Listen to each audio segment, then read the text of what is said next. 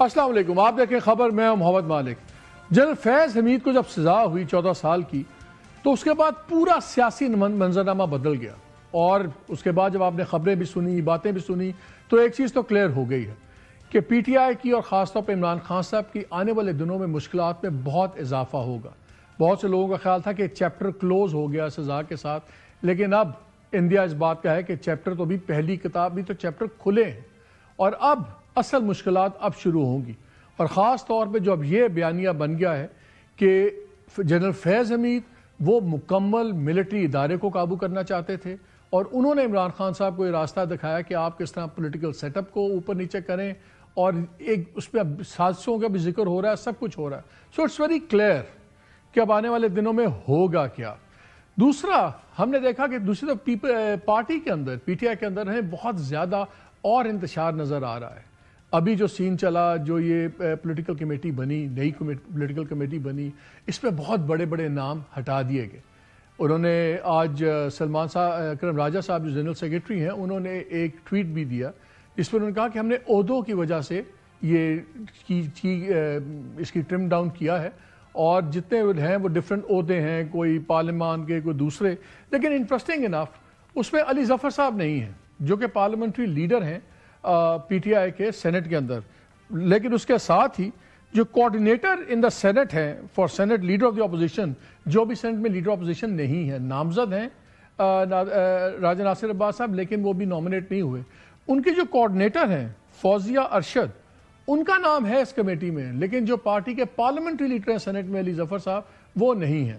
اور کہا یہ جا رہا ہے کہ آپس کی یہ سیاسی جو وکلا کی لڑائی ہے ودن دا پارٹی، یہ اس کے اندر بھی ہے۔ ایک اور خبر بھی ہے کہ جی ایک بڑا اختلاف تھا علی ظفر صاحب کا بیرسٹر گوہر اور سلمان اکرم سے، کیونکہ علی ظفر صاحب کہتے تھے کہ جوڈیشل کمیشن کے اندر ہمیں جانا چاہیے میٹنگ میں، یہ کہتے تھے نہیں جانا، بٹ عجیب کنفیوژن ہے، اور بہت بڑے بڑے نام غائب ہیں۔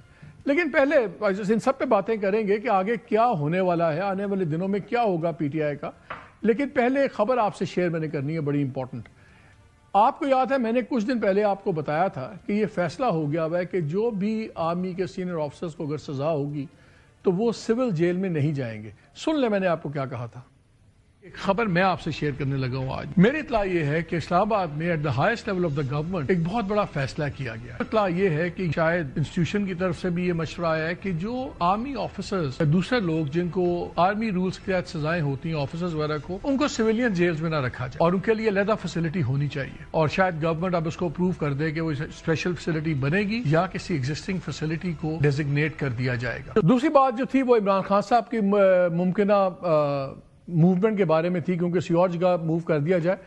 اب جنرل فیض حمید کی سزا تو شروع ہو گئی، اب میں آپ کو بتاتا ہوں کہ وہ ہیں کہاں پہ۔ وہ کسی سویلین جیل میں نہیں ہے۔ راول پنڈی میں ایک سیف ہاؤس تھا، اس میں ایک جو پنڈی سے واقف ہے، وہاں پہ قاسم مارکیٹ کا علاقہ ہے۔ یہ جو جنرل ہاسپٹل ملٹری کا ہے وہ اور عسکری 11 ان کے درمیان میں، اگر آپ کو علاقے کا پتہ ہو تو وہاں پہ یہ ہے۔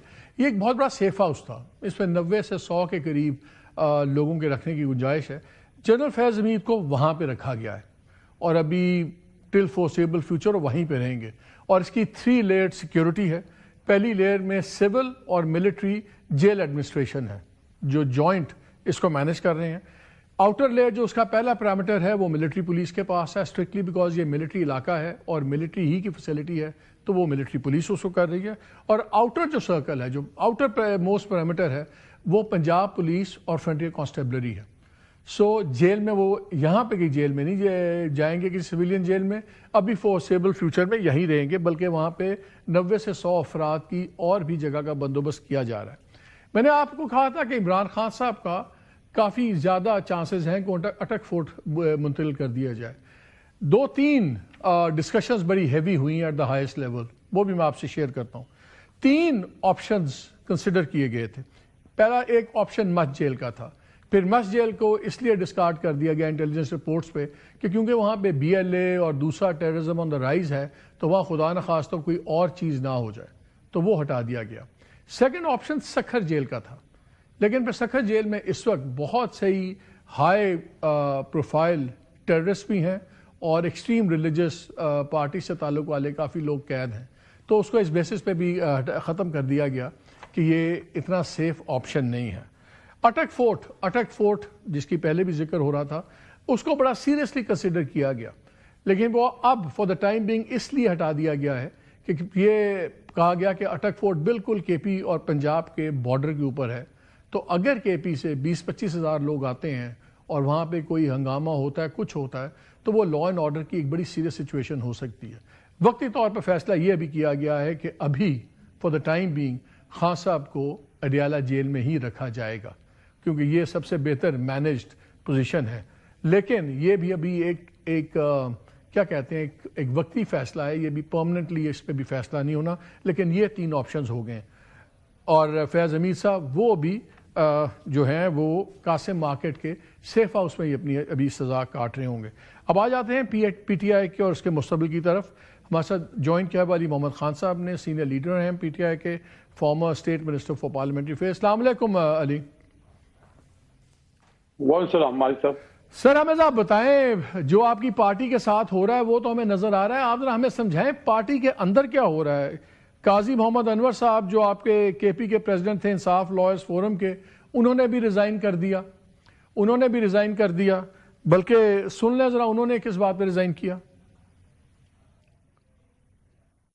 میرے ساتھ جو سلوک کیا گیا پی ٹی آئی کی قیادت نے، خود خان صاحب کی بہن علیمہ بی بی نے کے کہنے پہ، اور یہاں تک کہ ہمارے صوبے کے جو چیف منسٹر ہے اس کو استعمال کیا گیا، سی ایم ہاؤس کو استعمال کیا گیا، اور یہ سب کچھ میں نے برداشت کیا، لیکن پھر انتہا ہو گئی کہ جب مجھ پہ ان لوگوں کو فوقیت دی گئی جن کا پی ٹی آئی سے یا آئی ایل ایف سے کوئی تعلق نہیں، تو جب ان کو مجھ پہ فوقیت دے کے ان کو جتوایا گیا اور مجھے ہرایا گیا، اور بلکہ یہاں تک ایک میسج کیا ہے واٹس ایپ پہ، جو ہے سلمان اکرم راجہ کے واٹس ایپ سے ہوا ہے، وہ میسج ریکارڈڈ ہے جس میں اس نے کہا کہ جو کوئی ان کی ہدایات کے خلاف ووٹ دے گا وہ پی ٹی آئی کا غدار ہوگا، اور ہدایات یہ تھی کہ مجھے ووٹ نہیں دیا جائے گا۔ تو اس کے بعد میرے لیے پھر کیا رہ جاتا ہے جب مجھے پی ٹی آئی کی قیادت میں باعزت طور پہ ایک سائڈ ہو گیا۔ مجھے پتہ نہیں کہ علیمہ بی بی کو مجھ سے کیا شکایت ہے یا مجھ سے کیوں خفا ہے، اتنا قصور ضرور ہے کہ عمران خان کی be be Bushra be be جو ہیں وہ مجھے اپنا بھائی کہتی ہیں اور میں ان کو اپنی بہن کہتا ہوں۔ اچھا، پھر اب جو نئی کمیٹی بنی اس میں شہریار افریدی بھی فارغ، اعظم خان سواتی فارغ، زلفی بخاری فارغ، علی امین گنڈا پور فارغ، عارف علوی صاحب فارغ، ایون شاید خٹک صاحب پہلے پہ نہیں تھے، جب بہت شور مچا تو پارلیمنٹری لیڈر آپ کے این اے کے، تو اب ان کا ایک علیحدہ نوٹیفیکیشن آ گیا ہے، یہ 13 یا 14 کا ہے، 2 دن بعد ان کو بہرحال ڈال دیا گیا ہے۔ پھر آج کے ٹویٹ پہ تھا کہ جی صرف ہم نے عہدوں کی وجہ سے ڈالا ہے، جو ڈیفرنٹ ہمارے پارٹی عہدے تھے، پوزیشنز تھیں۔ علی ظفر تو پارلیمنٹری لیڈر ہیں سینٹ میں، ان کا نام نہیں ہے، اور جیسے میں شروع میں کہا coordinator in the Saint for senate leader of the opposition جو ابھی کوئی نہیں ہے، ان کا نام ہے فوزیہ ارشد کا، اور اپنا کیسر صاحب کا بھی نام، اسد کیسر کا ایز سیکرٹری جنرل تحریک اپنے تحفظ آئین کے طور پہ ڈالا گیا نوٹس۔ یہ ہو کیا رہا ہے؟ یہ کوئی بیوروکریسی بن گئی ہے آپ کی، پولیٹیشین سارے فارغ ہو گئے ہیں، کیا پارٹی پینک موڈ میں چلی گئی ہے؟ How do you explain this? مالک صاحب بہت شکریہ۔ بسم اللہ الرحمن الرحیم، اللہم صلی علی محمد وعلی آل محمد۔ دیکھیں، عمران خان صاحب سے ملاقاتیں بند ہونے کا میں سمجھتا ہوں یہ ایک وجہ ہے، سیاسی لوگوں کی ملاقاتیں سال سوا سال ہو گیا ہے نہیں ہو رہی، میری 1 سال اور 1.5 مہینے سے نہیں ہو رہی، بہت سے لوگوں کی تھوڑا اس سے کم عرصہ ہو گیا ہے، میرا شاید سب سے زیادہ عرصہ ہے کہ میری سوا سال سے تقریباً ہو گیا ہے۔ اس سے پہلے بھی اکتوبر کے بعد بھی میری ملاقات بند کر دی گئی تھی۔ تو جب آپ پولیٹیکل لوگوں کی ملاقات خان صاحب سے نہیں ہونے دیں گے تو وہ تھوڑا سا وہ گیپ آ جاتا ہے۔ اب یہ جو اپوائنٹمنٹس ہیں، دیکھیں میں نے اس پہ اپنا اوپینین دیا ہے، میری رائے ذاتی تو یہ ہے کہ یہ وقت سینئر لیڈرشپ کو، جو ایپیکس تھنک ٹینک ہے تحریک انصاف کا، کانسٹیٹیوشنل باڈی جو ہے وہ کور کمیٹی ہے، لیکن یہ ایک ایپیکس تھنک ٹینک ہے جہاں پہ ایک کچھ حد تک ڈیسیجن میکنگ اور مشورہ فیصلہ سازی کے لیے کیا جاتا ہے، جس میں پرانے سیاسی جو ہمارے وفادار یا جو اولڈ لوگ ہیں، اسٹالورٹس ہیں، وہ ہیں۔ میرے خیال میں یہ وقت مناسب نہیں تھا اس تبدیلی کا، لیکن اب یہ تبدیلی راجہ صاحب نے کر دی ہے. میں اگر اس پہ سوچوں تو یہ جو پولیٹیکل کمیٹی پچھلی تھی جو جناب عمران خان صاحب نے ایک ایک بندے کو خود چن کے لگایا تھا، لیکن پھر انہوں نے اجازت دی ہے اس کو ری فارمولیٹ کرنے کی. میرے خیال میں اب راجہ صاحب کو سپیس دینی چاہیے کہ وہ اپنی مرضی کی ٹیم لے آئے ہیں. We pray and we hope for the best, اور ہم ان کو اشور کرتے ہیں کہ دیکھیں اس وقت عمران خان صاحب کی رہائی اور یہ معاملات کو کسی طرف لگانا، پولیٹیکل میچورٹی اسٹیبلٹی لانا، اس میں اگر یہ کوئی کردار ادا کر سکتے ہیں تو ہم ان کو سپورٹ کرنا چاہیے. اس کو بہتر طریقے سے کیا جا سکتا تھا، لیکن what has been done cannot be undone now. میرے خیال میں we should move forward. مجھے ایک چیز بتائیں، مجھے تو آپ کی پولیٹیکل اسٹریٹجی سمجھ نہیں آ رہی پی ٹی آئی کی. پشاور کا جلسہ ہوا 7 دسمبر کو، گورنمنٹ نے کہا جی ناکام ہو گیا، سب کچھ ہو گیا. آپ کے لوگوں نے کہا جی نہیں زبردست جلسہ تھا، کوئی ناکام نہیں. اچھا جلسہ تھا، جلسہ واز گڈ. ہاں نظر آ رہا ہے نا، کیونکہ اس کے بعد 25 لوگوں کو نوٹس چلا گیا، بڑے بڑے نام ہیں اس کے اندر، ایم پی ایس دوسرے، کہ آپ لوگ جواب دہی دینا، آپ نے کچھ نہیں کیا. کون سی پارٹی اس طرح نوٹس کرتی ہے اگر کامیاب جلسہ ہو؟ اس میں سے آدھے سے زیادہ لوگوں نے استعفے بھیج دیے آپ کے لوگ کہ جی آپ ہمارے پہ آپ یہ کیا سمجھ رہے ہیں، ہم نے کیا کیا کیا نہیں کیا.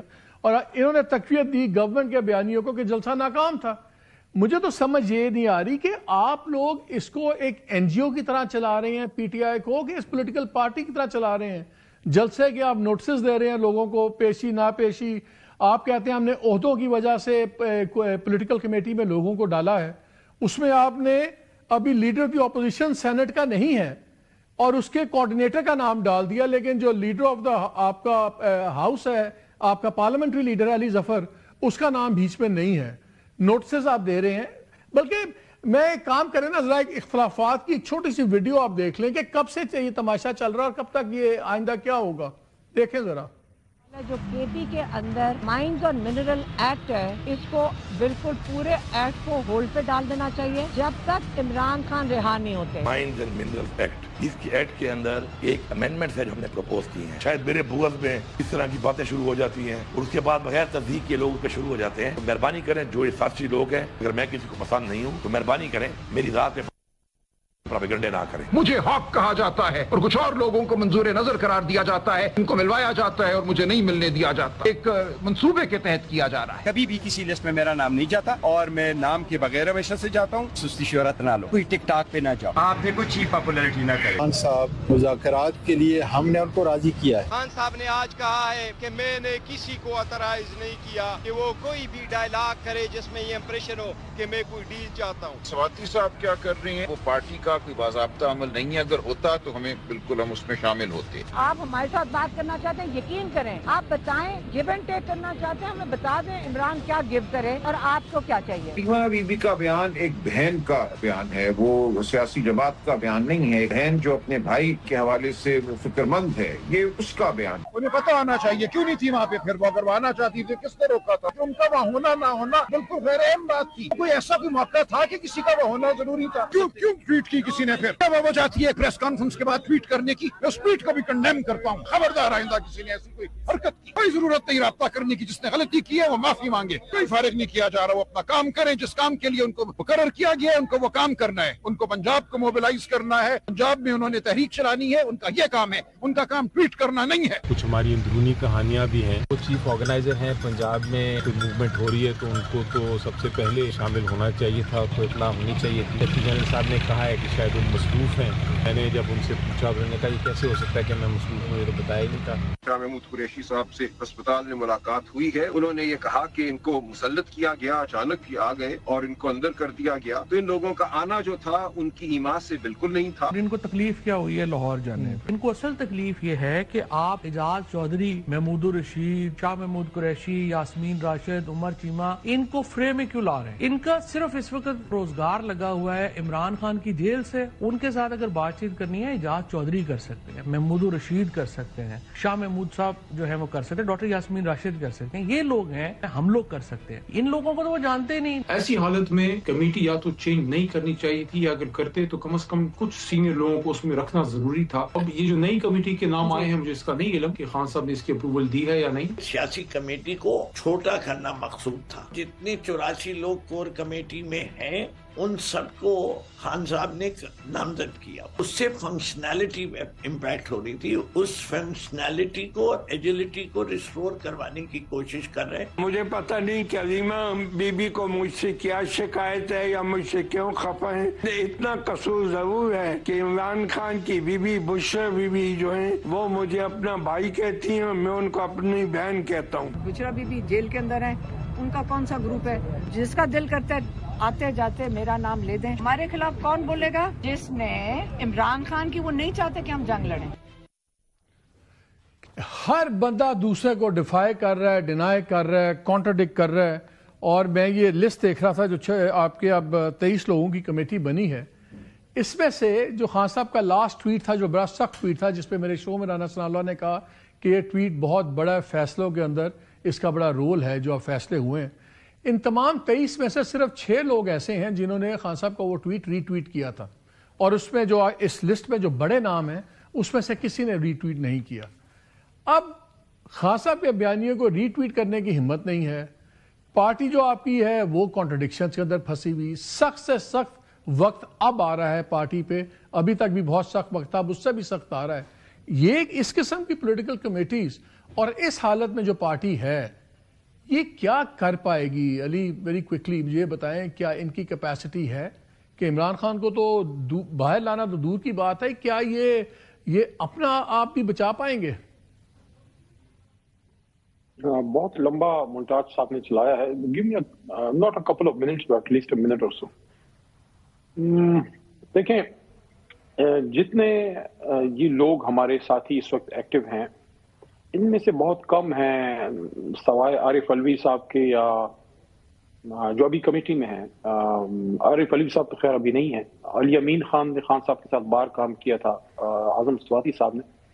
تو ایسا نہیں ہے کہ اختلافات پہلے نہیں ہوتے تھے، لیکن اب سیاسی جماعت میں یہ ہوتا ہے کہ ایک تو ہمیں یہ سمجھ سب کو آنی چاہیے، جو بھی اور بھی جماعتوں کے لوگ ہیں، کہ پولیٹیکل جماعت جو ہے یہ ایک این جی او یا کوئی ایک بیوروکریٹک سیٹ اپ نہیں ہوتا، یہ زیادہ تر والنٹیئرز ہوتے ہیں، وہ بیسیکلی ان پیڈ، زیادہ سے زیادہ ایم این اے وغیرہ کو تنخواہ ملتی ہے، باقی تو ورکر جتنا عہدے دار ہے وہ اپنا لگاتا ہے، اپنا کھاتا ہے، تو آپ پیار سے چلاتے ہیں۔ اور عمران خان صاحب سے ہم نے ہمیشہ یہ سیکھا، آپ نے تو ان کو بہت نزدیک سے ان کو دیکھا ہے اور ان کو بہت انٹرویو کیا ہے، آتے جاتے بے شمار، ہم نے آپ کے ساتھ بے شمار ملاقاتیں بنی گالا میں ہوتی رہی ہیں اس موومنٹ کے زمانے میں۔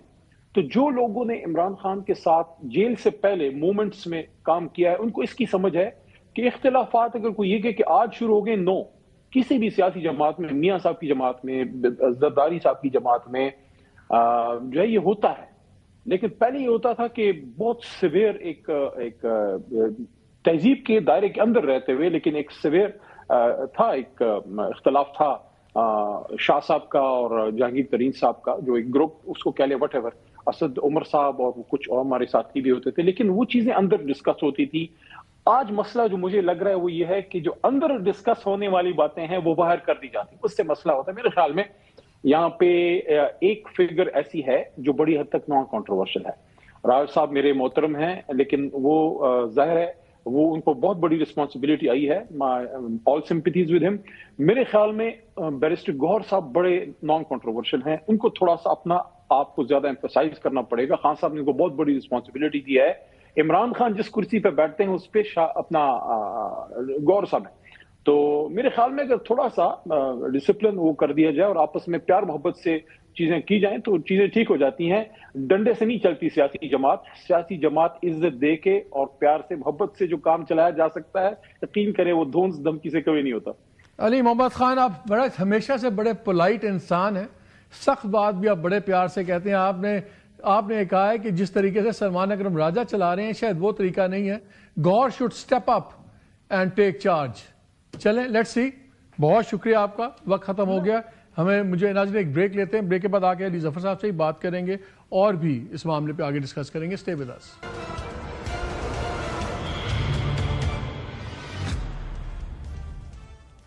جی ویلکم بیک، ہمارے ساتھ موجود ہیں سینیٹر علی ظفر جو پارلیمنٹری لیڈر بھی ہیں سینیٹ میں پی ٹی آئی کے۔ السلام علیکم علی صاحب۔ وعلیکم السلام جی۔ سر پہلے دوسری بات میں ویری کوئکلی اب ایک چیز بڑی کلیئر آ گئی ہے کہ اب May 9 والے کیسز عمران خان صاحب کے چلیں گے ان دا سینس کہ on a very very different note. خاص طور پہ فیض حمید کی سزا کے بعد، جنرل فیض حمید کی، اور اب بڑا کلیئر کہا جا رہا ہے کہ انہوں نے عمران خان کے ساتھ مل کے پورے نظام کو الٹانے کی کوشش کی، فوج میں بغاوت کی کوشش کی، سویلین سسٹم. اب آپ کو کیا لگتا ہے کہ یہ کیسز کب تک آپ کو نظر آتا ہے کہ فل سپیڈ میں جائیں گے، اور آؤٹ کم کیا لگ رہا ہے آپ کو؟ جی دیکھیں، ابھی جو لیگل پوزیشن جو کیسز کا اس وقت پوزیشن ہے وہ یہ ہے، ایک کیس توشہ خانہ 2 جو تھا جس کی بحث ہو چکی ہے اور اس کی فیصلہ آنا تھا، کسی وجہ سے جو نظر آتی ہے وجہ صاف وہ یہ ہے کہ اس کی تاریخوں بے تاریخیں ہو رہی ہیں، فیصلہ نہیں سنایا جا رہا. تو ہمارا خدشہ یہ ہے کہ پہلے یہ فیصلہ سنایا جائے گا، اس کی اپیل کا پھر ڈیلے ہوگا جس طرح باقی چیزیں ڈیلے کی جا رہی تھیں، اور جب یہ فیصلہ آ جائے گا اس کے بعد یہ شاید دوسرے کیسز بھی شروع کر دیں. یہ ایک ان کا پلان نظر آتا ہے جو ہمیں سمجھ آ رہی ہے فی الحال. اگر انکریمنیٹنگ ایویڈنس دیتے ہیں جنرل فیض حمید، اس کا کتنا امپیکٹ ہوگا عمران خان صاحب کے کیس پہ مئی 9 کے؟ جی دیکھیں، جو اپروور ہوتا ہے اس کا ایویڈنس جو ہے اس کو کوئی خاص اہمیت نہیں دی جاتی. نہیں، میں نے اپروور کا ورڈ یوز نہیں کیا، میں اسپیسیفک سوال کرتا ہوں. وہ اپروور نہیں بنتے، انکریمنیٹنگ ایویڈنس دیتے ہیں اور ان کو بھی اس کیس میں ساتھ ہی سزا ہو جاتی ہے. بعد میں تو سزائیں آپ کو پتہ معاف بھی ہو جاتی ہیں لوگوں کی 2-2.5 سال کے بعد. لیکن اگر وہ اپروور نہیں بنتے اور انکریمنیٹنگ ایویڈنس دیتے ہیں، اس کا پھر کیا امپیکٹ ہو سکتا ہے عمران خان صاحب کے اوپر؟ اس ایویڈنس کا بھی پھر ایک سوالیہ نشان پیدا ہوتا ہے کہ اس کے ساتھ کوئی سرکمسٹینشیل ایویڈنس ہے کہ نہیں. صرف ایک بیان پہ تو کسی کو نہیں کیا جا سکتا، سزا نہیں دی جا سکتی. اس لیے یہ اس بیان کی اہمیت شاید اپروور سے تھوڑی زیادہ ہو، لیکن وہ فائنل نہیں ہوتا. اس کے ساتھ مزید آپ کو گواہی چاہیے. تو مجھے نہیں لگتا کہ اس میں کوئی گواہی ہے، اگر ہوتی تو اب سامنے آ جاتی. ان کے پاس کوئی ہے ہی نہیں ایویڈنس، اور ہو بھی نہیں سکتا کیونکہ کوئی ایسی حقیقت بھی نہیں ہے.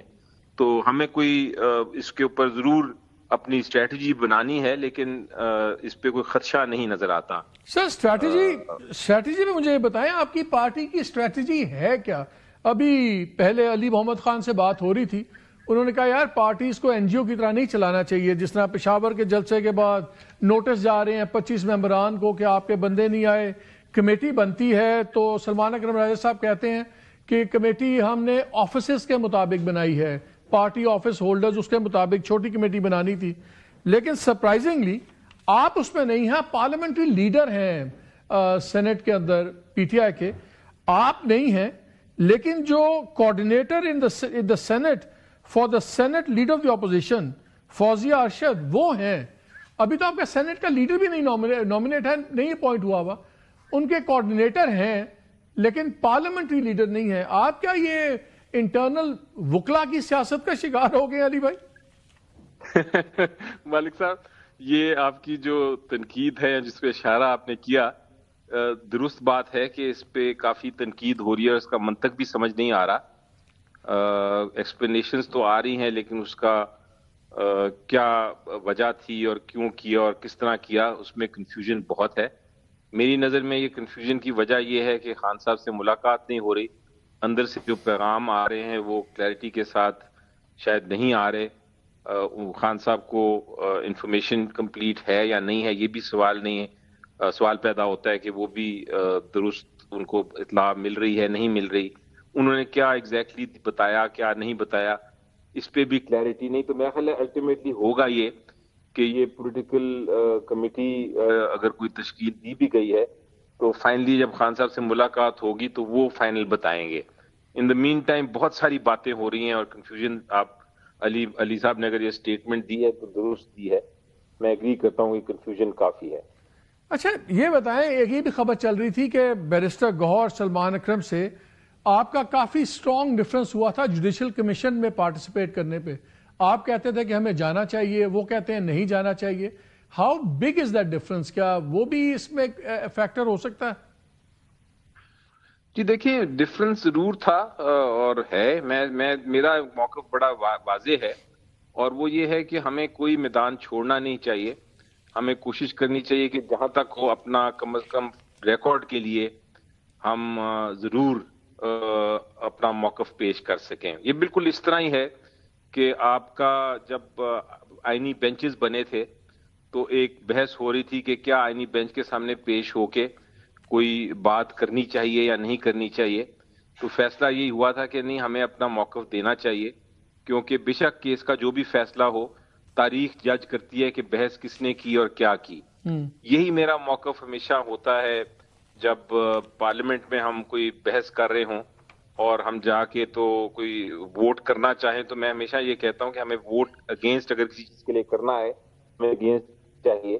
جس طرح 26ویں 27ویں ترمیم کے خلاف, آپ کو یاد ہے کہ 27ویں ترمیم کے خلاف ووٹ نہیں کیا تھا ہم نے, تو ہماری بڑی تنقید ہوئی تھی ہمارے اوپر کہ آپ کو چاہیے تھا کہ اس کے اگینسٹ ووٹ کرتے تاکہ ریکارڈ پہ تو آتا. تو میرا یہ موقف رہتا ہے, لیکن بہرحال چونکہ پارٹی میں ایک مشاورت ہوتی ہے اور مختلف لوگ مختلف رائے دیتے ہیں, تو جو میجورٹی کی رائے تھی پھر اس کے مطابق ان کا خیال تھا کہ نہیں جانا چاہیے, تو وہ پھر من و من مان لی. بٹ اس کا یہ مطلب نہیں ہوتا کہ اختلاف کوئی کسی قسم کی دشمنی میں تبدیل ہو جائے. وہ اختلاف رائے ہوتا ہے اور یہ ہونا بھی چاہیے, کیونکہ ہم سارے اپنے اب آپ کا خیال یہ ہے کہ کمیٹی چینج ہوگی جب عمران خان صاحب کو فائنل لسٹ جائے گی سب کچھ. مجھے کچھ چیز سمجھائے, بیکاز ہمیں اٹر کنفیوژن لگتا ہے. اب میں لسٹ دیکھ رہا تھا جو ملاقات کے لیے لسٹ گئی اب خان صاحب کے لیے, یہ 16 کی میٹنگ کے لیے, اس میں گور علی خان کا نام ہے, سلمان اکرم راجہ ہیں, نعیم پنجوتا ہیں, سمجھ آتی ہے. پھر فتح اللہ برکی صاحب ہیں, مسز نادیہ خٹک ہیں, مسز شمشا کیانی ہیں. اب یہ اس وزن کے لوگ نہیں ہیں, 2 تو بالکل ان نون ہیں. تو کیا یہ جو لسٹیں بنتی ہیں, اگر اس میں میننگ فل لوگ, اگر ان لوگوں کو اجازت مل بھی جاتی ہے, تو کیا اس کوالٹی کی آپ ڈسکشنز ایکسپیکٹ کرتے ہیں جو موقع کی نزاکت سے خان صاحب کے ساتھ ہونی چاہیے؟ جی دیکھیں, لسٹ میں میرا جو موقف تھا وہ یہ تھا کہ آپ ہمیں چاہیے کہ ہم ان لوگوں کو کوشش کریں جائیں جن کے ساتھ مل کے کوئی اسٹریٹجی یا کوئی ڈسکشن آگے چل سکتی ہے, کیونکہ آلریڈی آپ دیکھیں کہ وہ ملنے تو دیتے نہیں ہیں. تو کوشش ہماری یہ ہونی چاہیے کہ کوئی بھی جا کے مل لے تو اس کا فائدہ بھی ہو ملاقات کا, یہ صرف ایک طرح سے فرضی ملاقات نہ ہو. تو اس لحاظ سے لسٹ ہم نے تیار کرتے تھے ایک زمانے میں, لیکن اب لسٹ جو آج آئی ہے اس کے مطابق مجھے نہیں نظر آتا کہ کوئی کنسلٹ کیا گیا ہو, کسی کم از کم میرے سے تو کنسلٹ نہیں کیا گیا تھا. علی بھائی, لاسٹ کویسچن. بہت ہی سخت حالات ہو رہے ہیں آپ کی پارٹی کے لیے, آنے والا وقت دیوار پہ لکھا ہوا ہے کہ اور بھی سختیاں بڑھیں گی. کیا پارٹی کا جو اس وقت سٹرکچر ہے اور جس طرح مینج ہو رہی ہے, کیا آپ کے خیال میں اس وقت اس سخت مرحلے کے لیے آپ کو پارٹی کی بھرپور تیاری نظر آتی ہے؟ گیو می این آنیسٹ بلنٹ آنسر. کافی اس میں گنجائش ہے بہتری کی. Very Zafar, knowing you, this is as hard a statement I can get for you from you. بہت شکریہ آپ کا. ناظرین ایک بریک لکھتے ہیں, ہمارے ساتھ رہیے گا.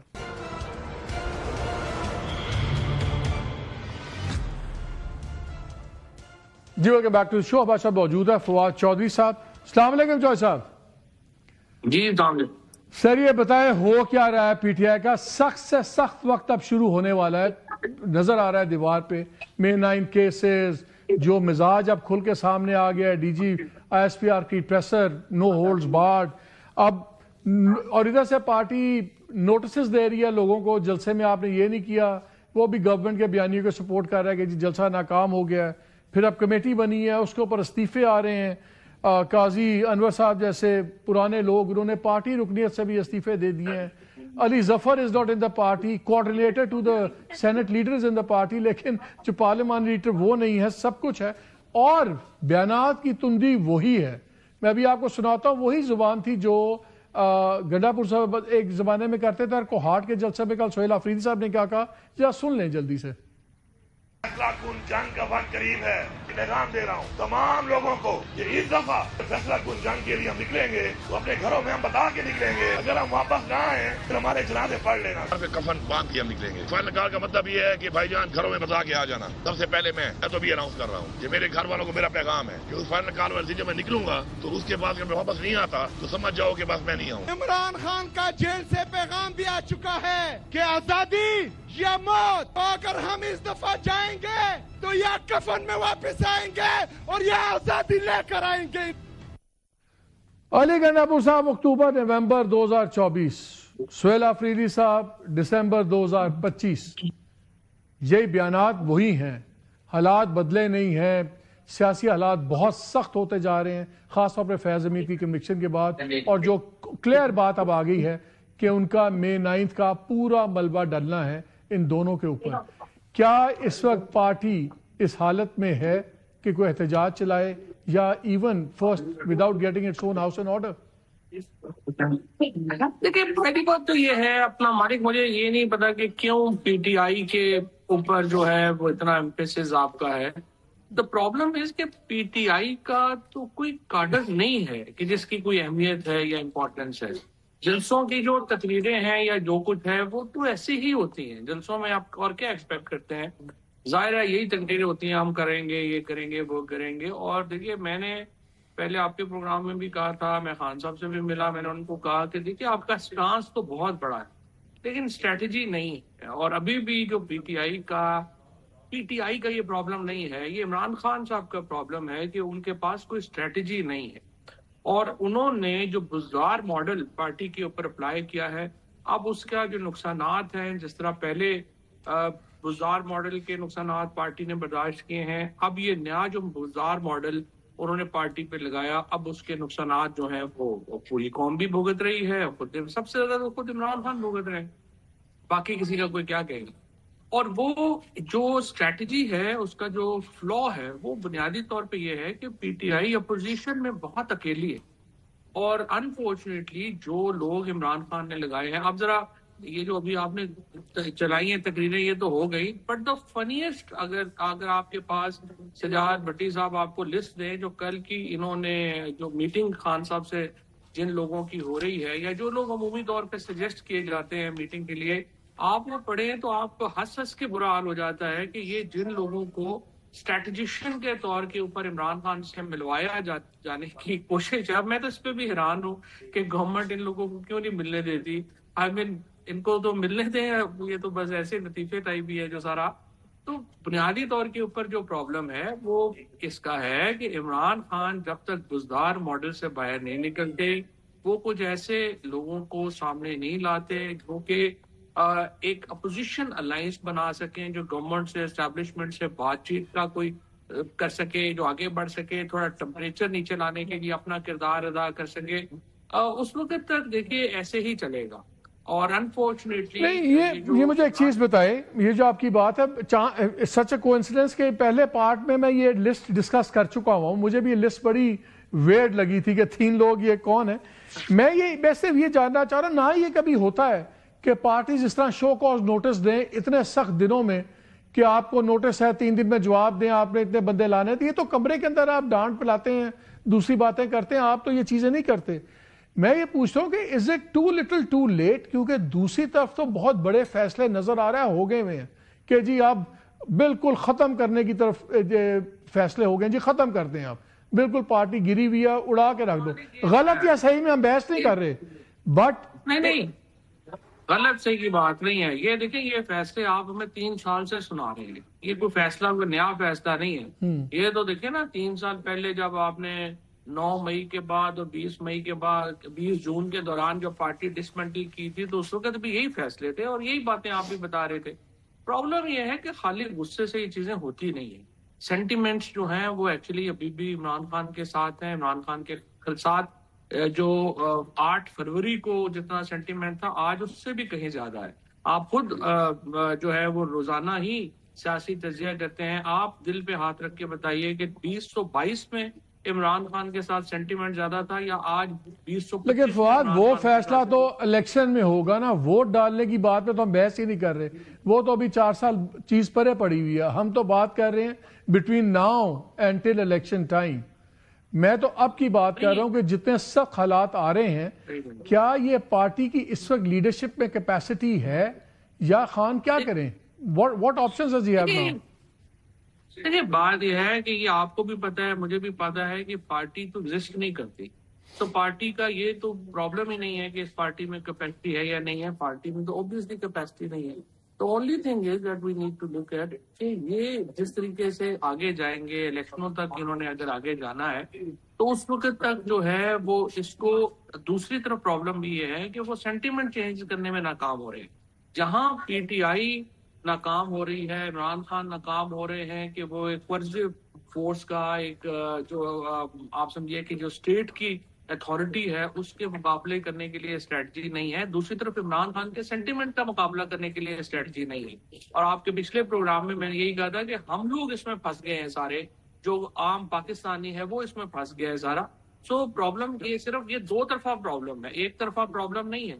عمران خان کے ساتھ آپ اور سختی کر لیں گے، ان کے اوپر اور 4 کیس بنا دیں، ان کے اوپر اور کچھ کر لیں تو اس سے فرق کیا پڑے گا؟